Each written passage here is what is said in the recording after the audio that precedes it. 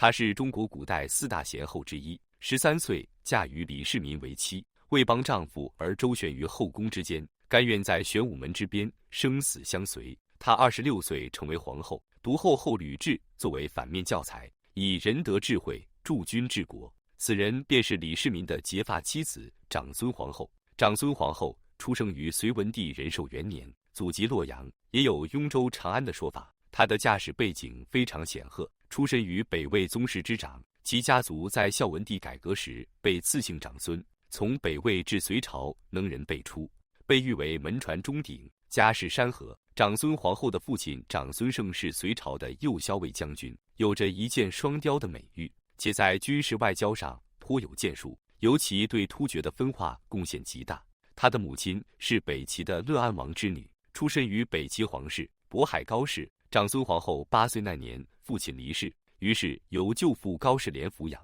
他的伯父长孙敕十分欣赏唐国公李渊的妻子窦氏，曾经劝说过长孙晟与唐国公家结成亲家。长孙皇后便于13岁时嫁于李世民。高士廉在其婚后还专门请人占卜，卦象说此女子贵不可言，居于正中之位。李家能在太原顺利起兵，长孙皇后可是有着不小的贡献。当时李渊被任命为太原留守，李世民与17岁的长孙皇后也一同居住在太原，期间度过了幸福美好的时光。长孙氏一高兴，便在太原附近出资修建了玄中寺，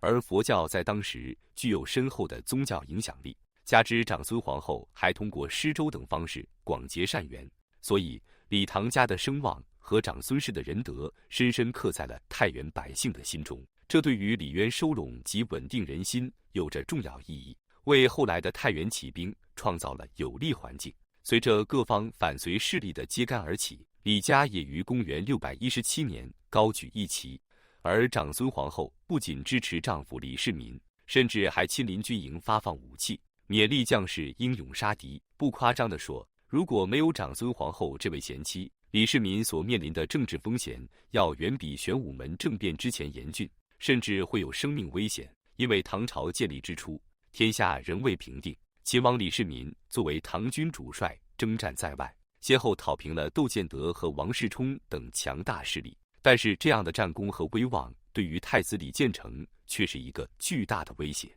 李建成和其王李元吉便联合后宫等诸多嫔妃残害李世民，直接导致李渊对李世民产生了功高震主的担忧，父子二人的关系因此逐渐疏远。而且如果任由此事继续发展，李渊和李世民的矛盾必然会升级，甚至发展到父子决裂的地步。于是长孙皇后决定出面缓和矛盾。首先，她经常向李渊请安，不仅在生活上关心照顾，还倾听李渊的意见和教诲，尽可能地表现出对李渊的孝顺和尊重，以赢得李渊的好感。其次，她积极加深与李渊后宫嫔妃的交往，努力弥补李世民与这些后宫之间的嫌隙，从而获得他们的支持，以缓和矛盾。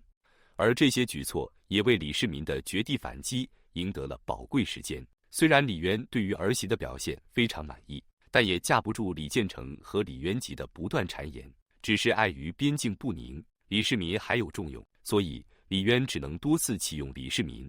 而李世民获得战功之后，他又更加的猜忌，包括建成和元吉二人也是一计不成再生一计，不是下毒就是刺杀。长孙皇后眼见他们的矛盾日益加重，深知他们兄弟之间已经无法缓和，于是与胞兄长孙无忌毫无保留地支持李世民政变。公元626年6月，李世民发动玄武门之变，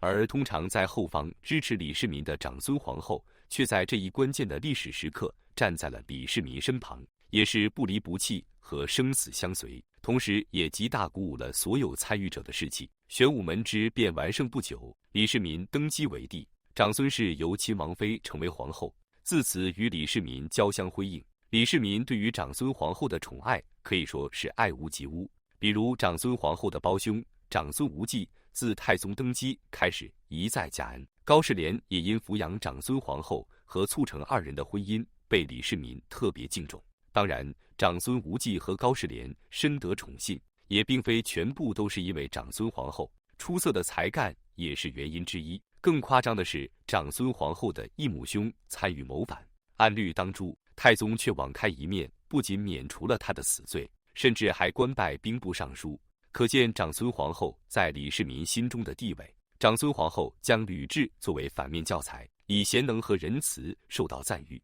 她抑制外戚，并说服长孙无忌退避宰相之职，还利用自身的影响保护那些敢于直言的忠臣。种种贤举都为贞观之治的出现贡献了巨大力量。他未在临终之前还不忘嘱托李世民，千万不要给予他的家族太多恩宠，如果不是因为才德出众而身居高位，这对国家是非常危险的。所以想要长久无忧，就不能让外戚担任要职，只需要以外戚的身份觐见，就已经是极大的幸事。公元635年，长孙皇后身染重疾，食药无用，李世民便下诏修复将近400座古寺，以此为长孙皇后祈福。但是长孙皇后并未受到眷顾，最终于36岁去世。纵观长孙皇后的一生，是对忠诚、智慧、仁爱的最好诠释。她与太宗从少年结发，一起互相扶持23载，于情伉俪情深，于政相辅相成，因此被誉为中国古代的4大贤后之一。